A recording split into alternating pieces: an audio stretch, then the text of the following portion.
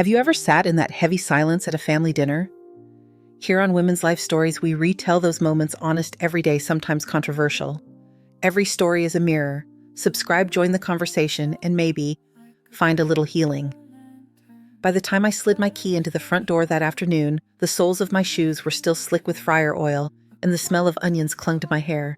The house should have been quiet, no sound but the soft click of the hall clock and the ghost of morning coffee in the air. Instead, something sharp and chemical caught in my throat. Paint, new and wet. Down the narrow corridor, my bedroom pulsed with the sound of bristles rasping against plaster. Two strangers in freckled overalls worked in wide, determined strokes, drowning my apricot walls under blankets of institutional white. The curtains I'd hemmed by hand, the linen with tiny vines, lay crumpled in a heap like shed skin. My dresser, the one I stripped and varnished across 2 long Sundays, had been dragged to the center of the room. A trio of open cans sweated rings onto its polished surface. A ladder leaned against my closet door as if it had every right to be there. "Afternoon, ma'am," one of the painters said, without looking up, a greeting offered the way you speak to someone passing through a waiting room. "Stop!" The word left before I knew I was going to say it. From the doorway, a familiar laugh answered. Marco, my son, tilted his shoulder into the jamb and crossed his arms like he'd practiced it. A grin tugged only one corner of his mouth. On the cedar chest behind him, Selena scrolled through her phone thumb, moving with quick, careless confidence. She didn't stand. "You're early, Mama," she said lightly, as if I'd walked into their afternoon instead of my own. "Good timing. You can help us decide on trim." I looked from her to the walls. The apricot paint, my paint, was vanishing in wide rectangles, the color of dusk, replaced by something that looked like hospital air. "What is this?" I heard my voice steady flat as the edge of a ruler. "Just a refresh before we settle in," Marco said. He didn't ask. He explained like a contractor reviewing a plan I should have already approved. "We talked about this." "We did not. Maybe not like formally," he said, smiling again. "You said the room felt dark. We're brightening it up. It'll look bigger, clean." The painters paused. One scraped a metal lid, the sound thin and rude. The other waited with his brush lifted, not quite touching the wall, eyes sliding toward me as if I might be the one interrupting. I'd spent 12 hours on my feet, double breakfast rush, then a bus of softball girls who each wanted eggs a different way. Grease had spat and blistered the backs of my hands. A plate had slipped and nicked my wrist. The grill hissed my name until I couldn't hear anything else. I thought of my bed, and the promise of cool sheets. Now there was paint thick in the air, and my dresser was blooming white fingerprints. "Out," I said to the painters. The word was soft, but it felt like it weighed 50 pounds. Marco sighed. "You're wound up. Take a breath." Selena put her phone down like a judge setting aside a brief. "Babe," she said to him. "Not to me. We can pause. We've gotten most of the first coat." She lifted one of my curtain panels between 2 fingers. These were due for an update anyway. I took a step into the room, and every scar on my hands burned at once. The thin white lines from pans that slipped. The brown freckles from the grease that exploded without warning. I have earned every square inch of this house, I thought. I didn't say it. Saying it would have made it sound like I needed to convince someone. I had learned how to live on less before Marco could tie his shoes. Winters, I found wool coats at the church sale and stitched the lining again so it wouldn't fall at the seams. I ate beans and rice when the cooks took their tips to the bar. I taped the soles of my walking shoes and kept moving. At the end of every shift, I emptied my pocket change sticky with coffee singles folded tight into a metal tin that once held Cafe Bustelo. I slid the tin under the bed. I counted when the house was quiet and the boy was asleep. I counted until numbers felt like prayer. When the chance finally came, it didn't look like television.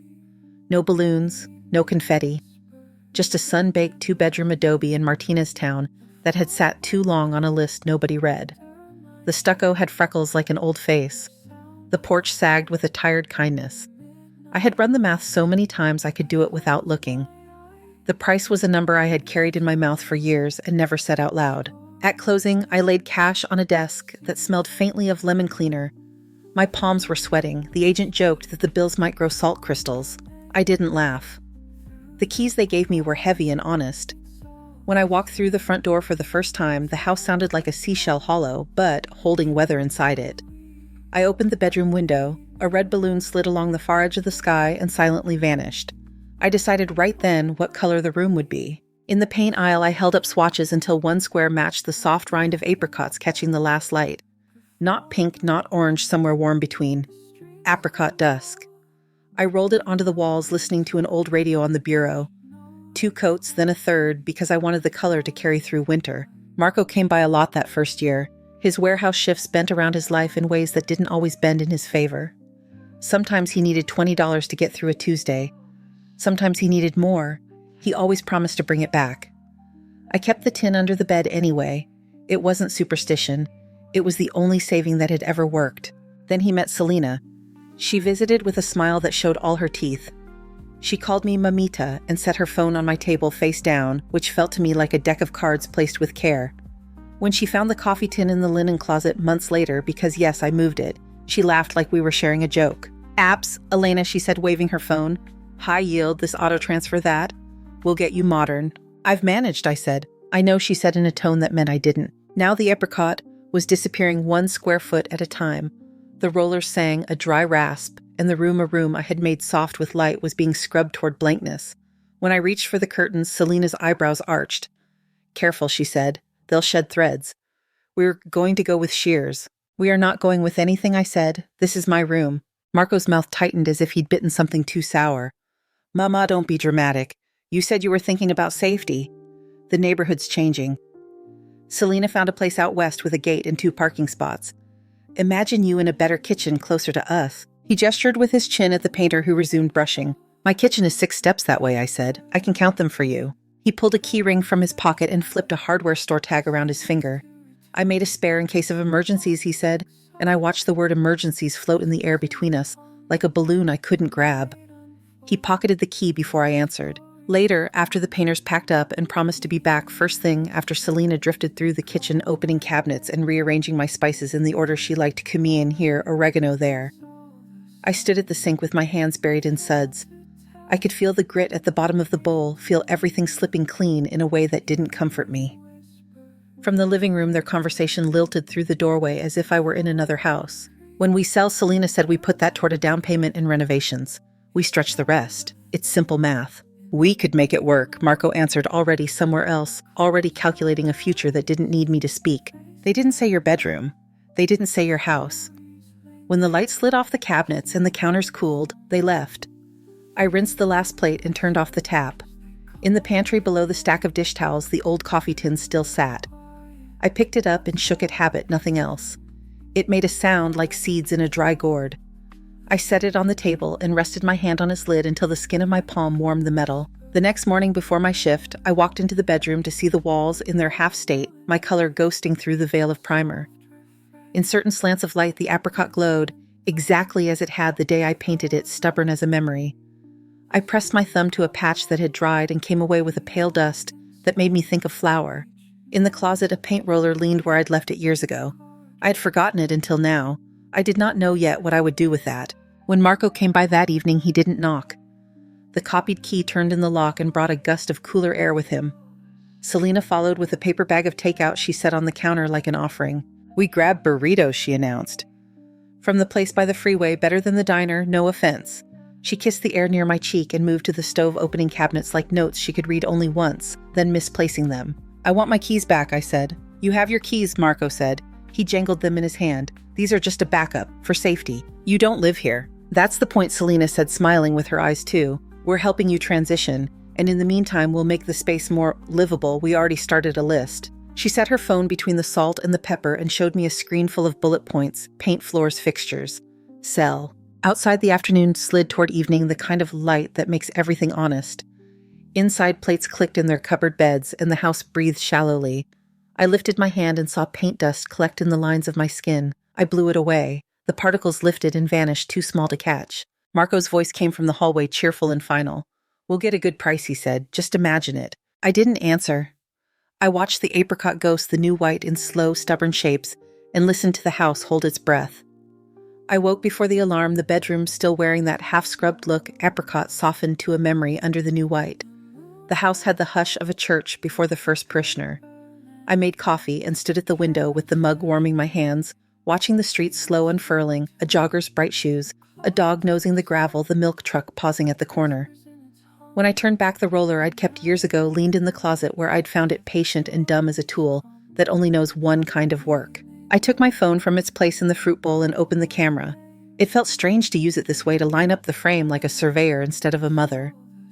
I photographed the living room shelves the way I'd left them, the set of blue bowls, that nested like pond ripples, the spice rack with its crooked labels, my dresser's lacquer, catching the morning light. Then I walked to the bedroom and photographed the edges where white ate into apricot, the heap of vine-stitched curtains, the faint oval ring a paint can had left on the dresser top.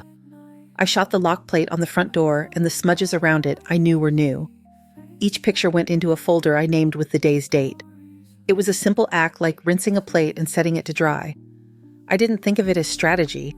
I thought of it as cleaning up after other people. By noon, the rhythm was back, the slow creep of intrusion disguised as help.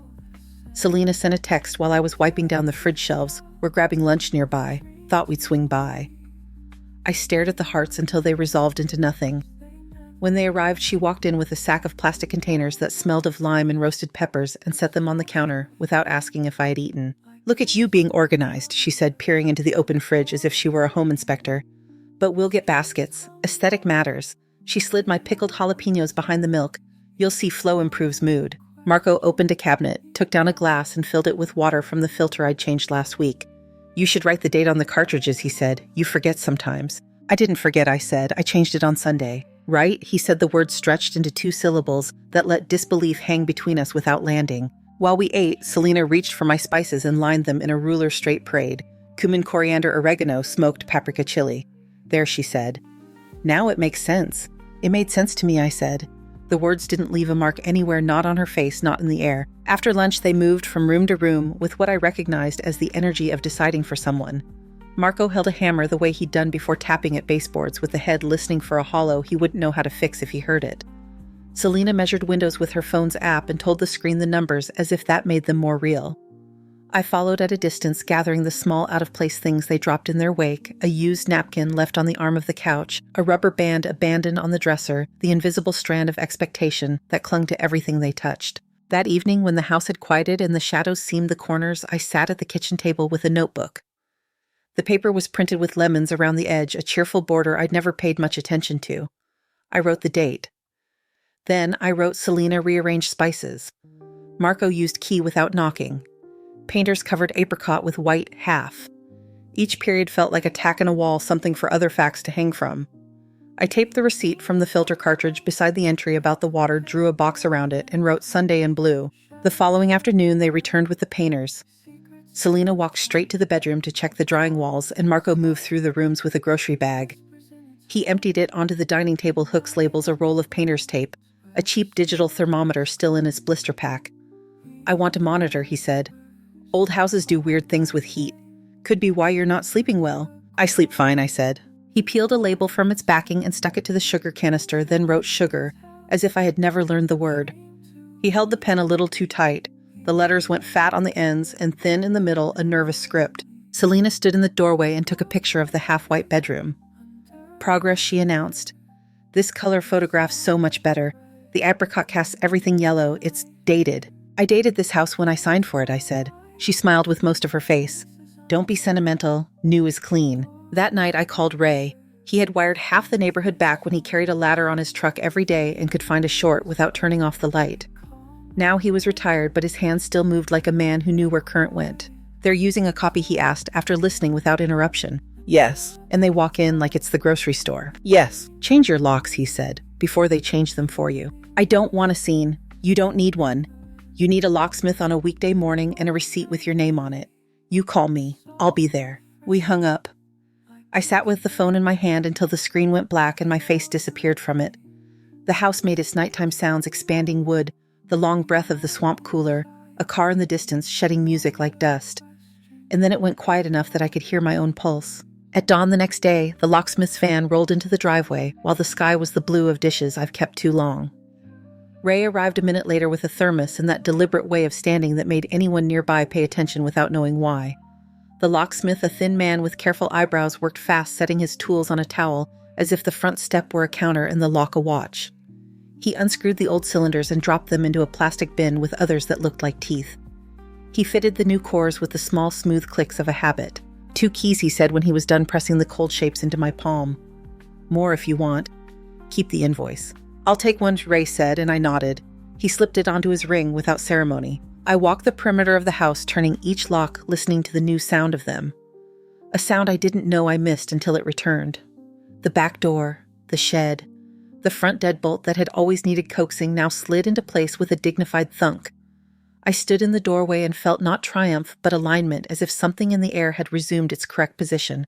At 3, tires scraped gravel and a truck door slammed. Selena started knocking with the flat of her palm sharp and quick. "Elena," she said, voice pitched higher than usual, "our keys aren't working." Marco tried his next. The knob rattled, then thumped. "Open up," he said, his voice pushed low but caring. "This is ridiculous." "I'm not opening," I said through the door. "You don't live here." There was a silence that had a shape. Then the sound of the truck door again, and 2 smaller doors as the children tumbled out. Selena's knocking became a rhythm. 2 loud, 1 soft. 2 loud, 1 soft. "We have our things inside," she said. "You can't lock us out of our things." "You can collect them," I said, "with me home." "We need access," Marco said. The word access made a small cold point behind my ribs. For everyone's safety. A patrol car rolled by, slow enough to be curiosity even before it braked.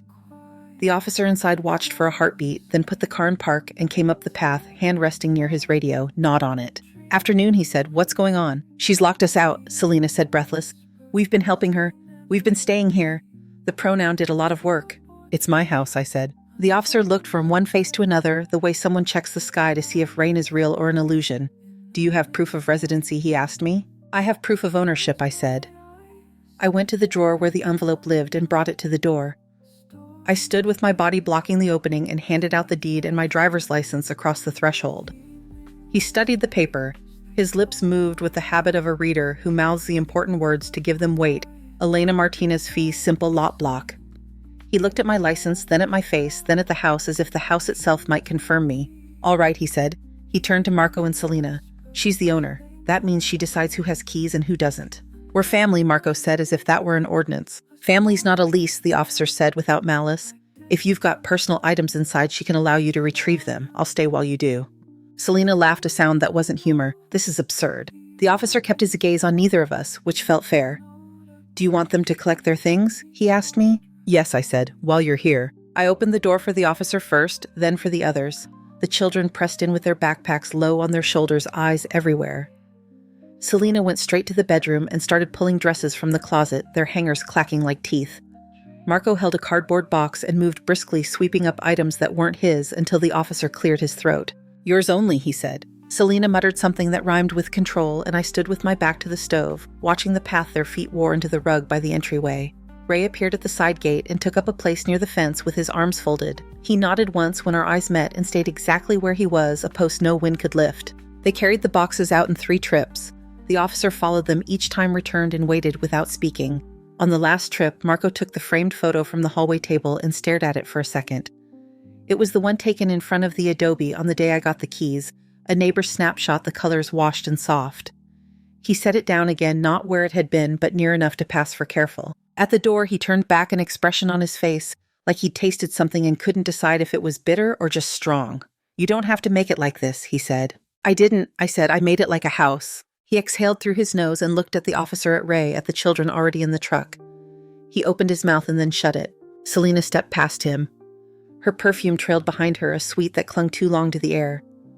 "We'll talk," she said, tone smooth again, and then she was gone down the steps. The officer returned my license and deed. "If anyone comes back without permission," he said, "call us." "Thank you," I said. He tipped the edges of the papers with 2 fingers like a man closing a book. "Have a good afternoon." When the truck's taillights turned the corner at the end of the block, Ray came through the gate and into the kitchen without asking. He poured coffee from his thermos into the mug I handed him. "You all right?" he asked. "Yes," I said, and realized it was true. In the way that a table is true, you can put weight on it and it will bear. We didn't talk for a while. He stood by the sink looking at the light on the apricot, dimming under the white in the bedroom doorway. "They always think paint is easy," he said once, a stray thought thrown across the water. I nodded. He finished his coffee, set the mug in the rack, and rested a calloused hand on my shoulder as if taking my pulse with his palm. Then he left by the back gate again. The house pulled its breath in and held it. I walked to the front door and slid the deadbolt just to feel it. In the hall, I hung the new keys on the little hook shaped like an saguaro that I'd screwed into the wall the week I moved in. The apricot showed through there too, in a nick where a grocery bag had grazed the paint last Thanksgiving. I touched the spot with one finger. The color was warmer under my skin. In the kitchen, the spice jars sat in their tidy parade. I put them back the way my hand remembered chili near the stove, cumin by the back, oregano in the corner where it splashed less when I reached for it with a wet spoon. The labels Marco had stuck on didn't mind being turned to the wall. I washed the painter's thin ring from the dresser with a cloth dipped in warm water and vinegar, wiping in small circles until the finish caught the light like glass. I folded the vine-stitched curtains and set them gently in a laundry basket. The bedroom was quiet enough now that the new white didn't shout. It only stood there waiting. On the table, the lemon-bordered notebook lay open to the page where I'd started. I wrote, "Changed locks. Keys to, invoice attached. Officer present for collection of items." I taped the locksmith's receipt to the paper, smoothed the corners, and closed the cover. It was late afternoon. Sun slipped through the west window and made a thin, bright road across the floorboards. I followed it with my eyes until it broke against the leg of the cedar chest and disappeared into shadow. The clock in the hall ticked. The house made no other sounds. I stood in that stillness until my breath matched it, then put on a pot of beans and started supper. I slept hard and clean, as if the house itself had set a hand on my shoulder and said enough. The quiet held until the thin hour before sunrise, when streetlights turned the color of pale tea. Then came a fist at the door, flat official, and the bell pressed in long, patient pulses, not frantic, not shy. I was halfway down the hallway when a knock traveled through the wood like a blunt instrument. "Elena Martinez," a voice called. "Yes." "Albuquerque Police. We have a warrant to enter and conduct a search." The word warrant unhooked something in my knees. I opened the door to two uniforms and a third figure behind them, Marco in a pressed shirt that didn't fit his shoulders right. Selena in a blazer I'd never seen, hair pulled tight, a folder pinched under her arm like a prize. The morning was the blue of unripe fruit. Their breath made small clouds. And Officer Cruz, the name stitched over his pocket, held out a folded document, the ink still smelling new. "We're going to need access to the residence," he said, tone neutral but practiced. "There have been claims about property disputes and welfare concerns." "Welfare." Selena echoed, eyes wide with a sympathy that had teeth. "We just want things handled properly." I stepped aside. The officers moved in with that steady, contained motion of people who know how not to be surprised. Marco and Selena followed, careful to look concerned and not victorious. In the kitchen, Selena set the folder on the table like a dealer laying down a hand. From it, she pulled receipts, an espresso machine, a second television, a bed frame, nightstands, items I had never seen, bought in stores I never visited, signed with a version of my name that wore a different slant. "Purchased for her," Selena said, tapping each receipt. "She asked us. She doesn't always remember." Cruz glanced up once and then kept scanning. The second officer, Martinez, no relation, stood by the doorway and watched without blinking much. "And texts." Selena continued, producing a stack of printed screenshots, pale green bubbles on white crop to make the conversations look tidy. "I don't feel safe alone. Can you bring things? Stay with me." The font had that roundness I've seen since phones became more than phones. The dates marched down the margins in gray. "Mom," Marco said in the voice he uses for strangers who need to like him. "You called me last week asking how to work the thermostat, then later swore the heater fixed itself. I'm just worried." "We're both worried." Cruz's face didn't move, but the weight in the room shifted toward me, as if the floor wasn't level. "Ms. Martinez," he said, "do you mind if we look around while we sort out the paperwork?" "Look," I said. "The house is mine." I pulled the drawer for the envelope that held the deed and set it beside the folder Selena had opened. Paper on paper. I watched his eyes as they moved, how he took the measure of nouns, owner, grantor, fee simple. He nodded once, respectful, but didn't close the warrant. Selena slid one of the printed texts toward him with her nail. "She asked us," she said, and then she gets confused. Cruz turned the paper as if the answer might be on the back. "Ma'am," he said, and his voice softened on its own, a reflex learned in 1,000 kitchens and living rooms. "Have you had any memory problems, anything diagnosed?" "No," I said. "I work. I pay my bills. I lock my doors. I keep my papers." I lifted the lemon-bordered notebook so he could see the taped receipts, the dates in blue ink, the entries lined up like fence posts. Sunday filter cartridge, Tuesday paint, Wednesday changed locks. My handwriting looked like me, even a little stubborn. He nodded at the notebook, the way you nod at a person who has introduced themselves.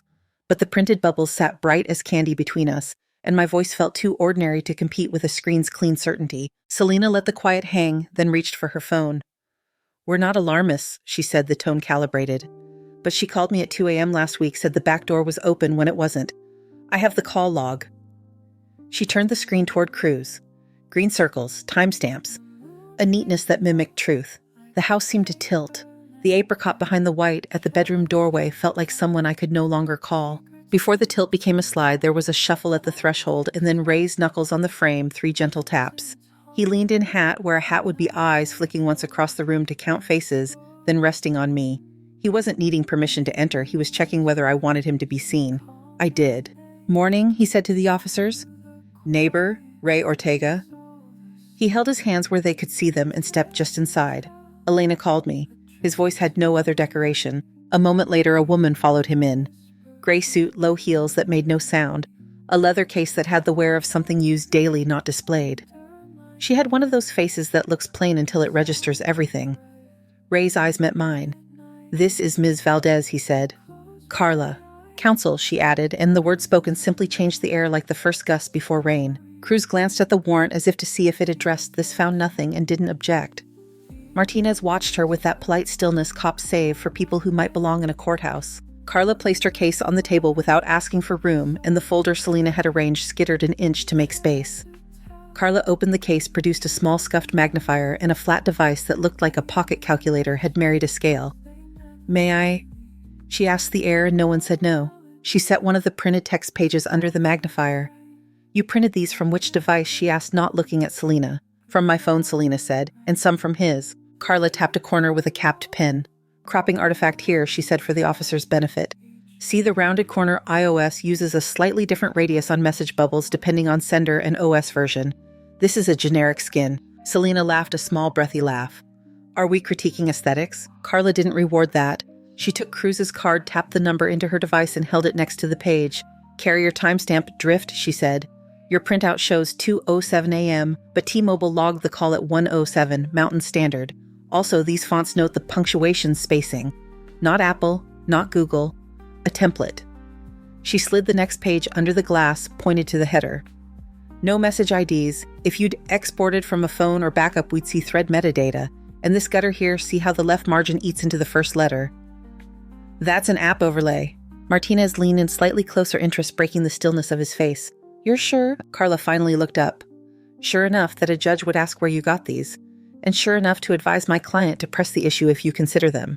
She turned a receipt over, then back again, held it at an angle to the light. "As for these purchases, the card last 4 digits don't match Ms. Martinez's utility autopay on her bank notice. And the signature differs. Compare the R in her last name here." She tapped Elena's license to the R on this receipt. "One hook, one loop." Selena's mouth tightened. "We paid cash for some," she said, too quickly, as if a new hole in the story could be stopped with paper. "Cash receipt still lists tender," Carla said, not unkindly. "This one says Visa." Marco found his voice. "You're going to stand here and say we forged all that?" He let the syllables get big, hoping volume might substitute for proof. "No," Carla said. "I'm going to stand here and say these documents would not survive a clerk's second glance, and that presenting questionable material to law enforcement is a mistake you don't want to build on." Cruz exhaled. It wasn't relief, not yet, but it had the shape of relief's first cousin. He looked at me, then at the deed again, then at the folder, as if it might rearrange itself into a different answer if he waited politely. It didn't. "All right," he said at last. He turned to Marco and Selena. "At this time, we're not acting on these printouts. The deed is clear. Ms. Martinez is the sole owner. You don't live here. You don't have rights of entry." He glanced back to Carla, a silent ask. She nodded once. Selena's voice rose by the width of a string. "We're just trying to do what's best. We've stepped in. For your convenience," Carla said, not raising her voice. "Not hers." Martinez shifted his weight. "If you have personal property remaining," he told them, "arrange to pick it up by appointment. If you return unannounced or attempt entry, Ms. Martinez can file trespass. If you present fabricated evidence again, you may face charges beyond trespass. Do you understand?" Marco stared at the lemon border of my notebook, then away. "We understand," he said, each consonant like he'd borrowed it from someone else. Carla closed the magnifier with a click that sounded louder than it should have.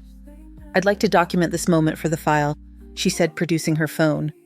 She photographed the deed, the warrant, the questionable papers, the officer's cards, the way a nurse arranges vials before drawing blood.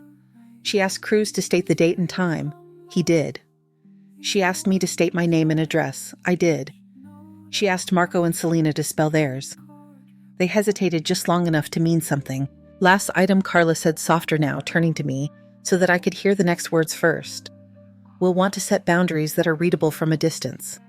She looked at the officers. "A protective order is appropriate, and I'll be contacting Ms. Martinez's bank to ensure no unauthorized withdrawals have been attempted in the last 60 days. Cruz nodded. "We can document a police contact today to pair with that," he said. "It helps." Selena's composure, which had been ironed stiff for the morning, wilted at the edges. She smoothed a hair that didn't need smoothing. "This is getting blown out of proportion," she said with that flat laugh again. "We just wanted to help. She misremembers sometimes." "Say misremembers again," Ray murmured, so quiet the table might have said it, and stepped back near the doorway, a tree repositioning an inch in wind. Marco shoved his hands in his pockets, then took them out, then put them back. His mouth worked around words he didn't choose to spend. Cruz gathered the warrant, slid it back into its thick plastic sleeve, and handed me a copy. "I'm sorry for the disruption," he said in a tone that meant he had said it before and would say it again. "We're clear for now." I walked them to the door. The morning had fully arrived, sparrows in the oleander, a bus sighing at the corner, the trash truck clanking down a side street. Marco and Selena stepped onto the porch like people who had misjudged a step. The folder hung loose in Selena's hand, the papers inside no longer aligned. On the top stair, Marco looked back at me. The expression on his face made him look suddenly like the boy who once tried to hide a broken toy behind his back and pretend it had never existed. He started to say something and swallowed it. The truck doors closed. The engine caught, then frowned, then smoothed out. They pulled away. Inside, the house exhaled in a long, even thread. Carla set her case on the table again and took a pen from behind her ear. "I'll need copies of the deed, your ID, and the documents you've taped in that notebook," she said. "We'll also write a brief statement while it's still fresh. Names, times, what you saw and heard." I pulled the envelope open and handed her what she asked for. Her pen moved with the light, quick certainty of someone who has written a lot of the same truth. She paused only to check spelling, to ask whether the curtains were linen or cotton, whether the coffee tin once held Café Bustelo or Pilon. Each detail made the air more solid. Ray poured water into the kettle and set it on the stove like a man appointed to mind heat. "You did fine," he said, and the plainness of the sentence made it hold. Carla finished writing, turned the page toward me, and tapped the signature line. I signed. The ink dried a shade darker than the printed text, like a small useful storm had passed over that narrow strip of paper. She slid the statement into a plastic sleeve, matched it to a checklist, and closed the case. "Thank you," I said. Carla shook my hand like she meant the contact. "Call me if anyone comes to the door without your invitation," she said. "And if you think of a detail an hour from now that seemed unimportant, call anyway. Details are coin." She left with Ray, who turned back once in the doorway. "Lock behind me," he said out of habit. I did the clean, dignified thunk of the new bolt. After the quiet returned, I walked to the bedroom. The white lay over the apricot like frost. On the dresser, a faint ring, long cleaned, caught the light only if you looked sideways. I ran a thumb along the edge and felt the grain take my skin's small ridges like it had done the day I finished varnishing. In the hall, the lemon notebook waited open to the next line. I sat. I wrote APD entry by warrant at 6:12 a.m., Cruz Martinez, Marco and Selena present, presented forged text printouts and receipts, counsel Carla Valdez reviewed, findings inconsistencies, timestamps, fonts, metadata card digits, signatures, deed confirmed, advised protective order. I taped down the officer's cards. I taped down the copy of the warrant with its plastic sheen. The page filled crowded but legible. I put the pen down and listened. The house's noises had changed so little in all these years that my body knew them like an old song. The soft cough of the swamp cooler, the click of the hallway clock when the minute hand found its notch, the stretch of boards that had learned where to give and where to hold. Beyond the open window, the neighbor's wind chime took a slow breath and let it out in 4 small notes. I stood and began to put the kitchen back into the shape my hand understood. The spices returned to their places without argument. The labels faced the wall. The folder Selena had fanned across my table was gone, so the wood could be only wood again, warm where sunlight laid its palm. I wiped the table in long strokes, rinsed the cloth, wrung it tight, and draped it over the faucet to dry. In the doorway of the bedroom, the light from the east window slid along the white and found the stubborn underglow of apricot beneath. It held there, not bright, not loud, present. I watched it until the band of light moved on and left the wall to itself. Then I went to the sink, turned on the tap, and let the water run until it was clear and cold. By noon, the walls had settled back into their silence, a kind that didn't need witnesses. I took the vine-stitched curtains from the basket and shook them out on the porch. Dust lifted and drifted into the oleander like pale moths. Inside the bedroom looked unfinished and polite, the white holding its place without apology, the apricot steady underneath like a second pulse. I opened the window and let the March air move through the room until it changed the smell from fresh paper to sun on plaster. The roller from the closet was still there, its handle nicked where my ring had once hit it. I set a tray on the cedar chest, spread a sheet over the floor, and pried the lid off a gallon I'd carried home that morning. The color at the rim caught the light and went warm in a way paint shouldn't be able to do. I dipped the roller and pressed the first stroke onto the wall above the headboard where the white had been cleanest. The nap hissed as it turned, laying down a soft band. When I lifted my wrist, the apricot sat there like a remembered name spoken aloud. Painting is work that listens. The room took each pass and grew more itself. I moved in long, even ladders, then cut around the window with a brush that had learned my hand. Sweat gathered under the scarf at my hairline and traced the slow path behind my ear. By the time the can showed its silver bottom, the corners were glowing and the ceiling line had sharpened. The dresser's faint ring, long cleaned, did not reappear. The room with its color restored held the same dimensions but felt newly measurable edges trued. I stepped back and leaned the roller in the tray, breathing through the paint sweetness. Outside, a boy pedaled past, calling to someone behind him. Somewhere on the block, a radio found a brass note and held it. I sat on the cedar chest and let the wall dry until its surface lost the last shine and went matte the way apricots look when the fuzz catches sunset. The yard had been waiting. I pulled on gloves and knelt by the low bed along the walk where the soil crusted thin. The ground broke under the trowel with that soft sound of dry giving way to damp. I set marigold plugs in a row, their roots bound tight in small squares, and teased them loose with my thumbs. Orange heads nodded while I firmed the dirt around their ankles. Nearby, the desert rose went into the patch I'd cleared by hand. I watered until the hose turned cool and the soil drank without pooling. The smell came up all at once, loam, hose rubber, a mineral edge, and made my mouth taste like I'd bitten a stone. Neighbors drifting past slowed to watch the way people watch a card trick even when they've seen it.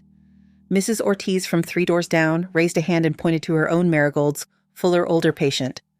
She walked over with a cutting wrapped in damp paper towel. "It takes," she said, pressing it to my palm, no extra language.